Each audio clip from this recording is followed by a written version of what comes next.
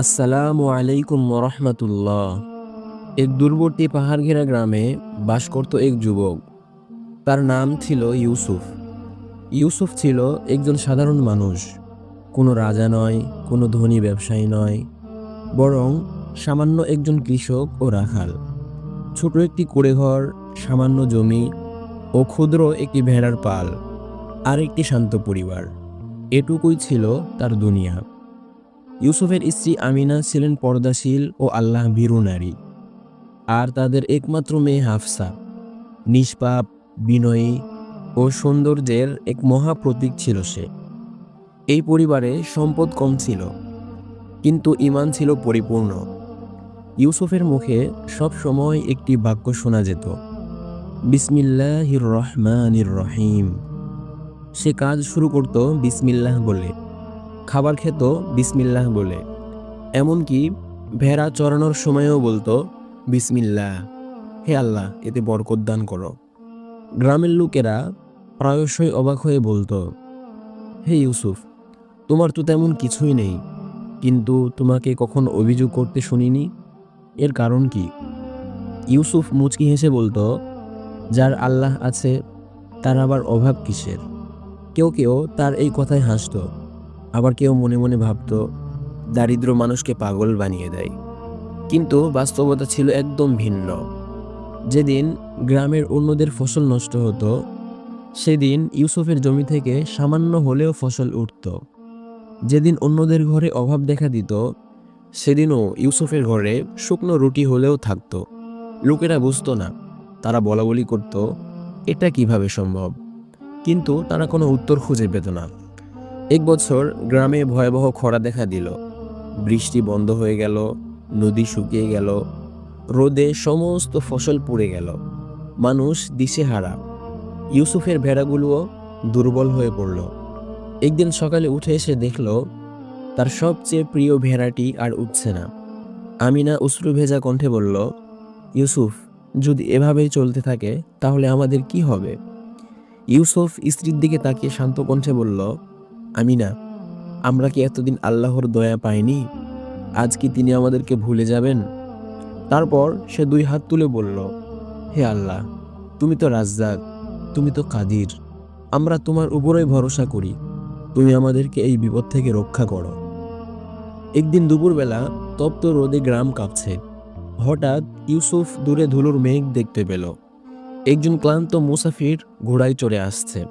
তার পোশাক ধুলোয় মাখা, চেহারায় স্পষ্ট ক্লান্তির ছাপ।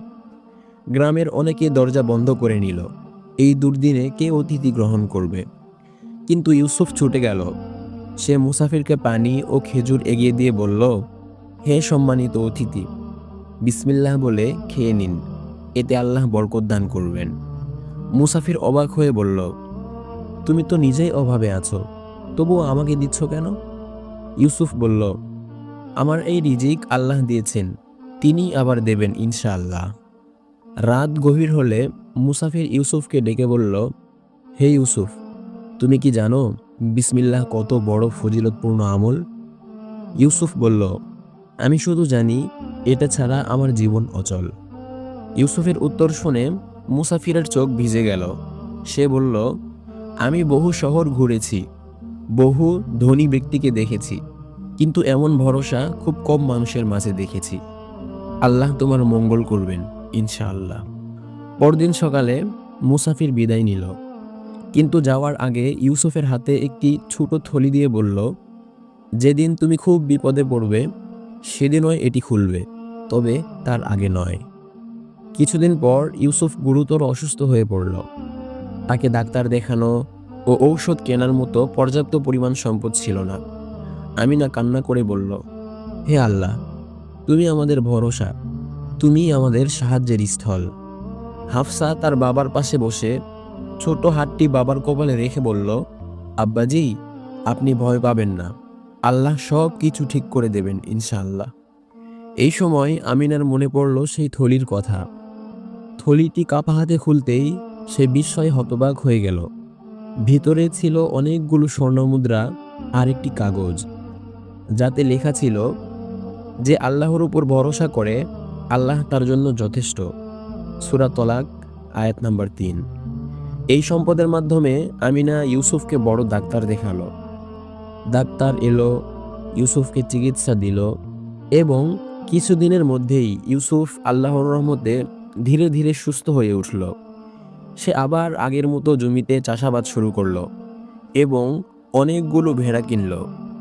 আল্লাহ তার সম্পদে এত ভরপুর বরকত দান করলেন যে তার ছোট কুঁড়ে ঘরে জমির ফসল ও ভেড়ার পাল রাখা কষ্টকর হয়ে গেল। আল্লাহর রহমতে তাদের ভাগ্য পরিবর্তন হলো।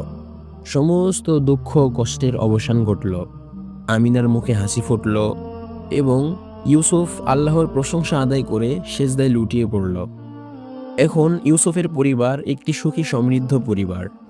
সাধারণত মানুষ সম্পদশালী হলে যে আল্লাহ সম্পদ দিলেন তাকেই সে ভুলে যায়, কিন্তু ইউসুফের জীবন ছিল আগের মতোই ক্ষুধাভীরু ও সাদাসিধে। সে আগের মতোই সব কাজ শুরু করত বিসমিল্লাহ বলে। গ্রামের দরিদ্র মানুষদের সাহায্য করত, মুসাফিরদেরকে খানা খাওয়াতো। গ্রামবাসীরা ইউসুফকে বলতো, তোমার সম্পদে এত বরকত কোথা থেকে আসে? ইউসুফের উত্তর ছিল একটাই, আল্লাহর উপর পরিপূর্ণ ভরসা এবং বিসমিল্লাহর আমল।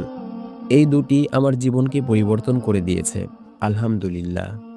সুপ্রিয় দর্শক, রিজিক শুধু পরিশ্রমে নয়, রিজিক থাকে আল্লাহর হাতে। তাই প্রতিটি কাজের শুরুতে বিসমিল্লাহ বললে মহান আল্লাহ সেই কাজের মধ্যে অশেষ রহমত ও বরকত নাজিল করেন। বিসমিল্লাহ শব্দটি খুবই ছোট, কিন্তু এটি আপনার বরকতের চাবিকাঠি। তাই আজ থেকে প্রতিটি কাজ, প্রতিটি পদক্ষেপ বিসমিল্লাহ বলে শুরু করব ইনশাআল্লাহ। হে পরওয়ারদিগার, তুমি আমাদেরকে তৌফিক দান করো, আমিন। আসসালামু আলাইকুম ওয়া রাহমাতুল্লাহ।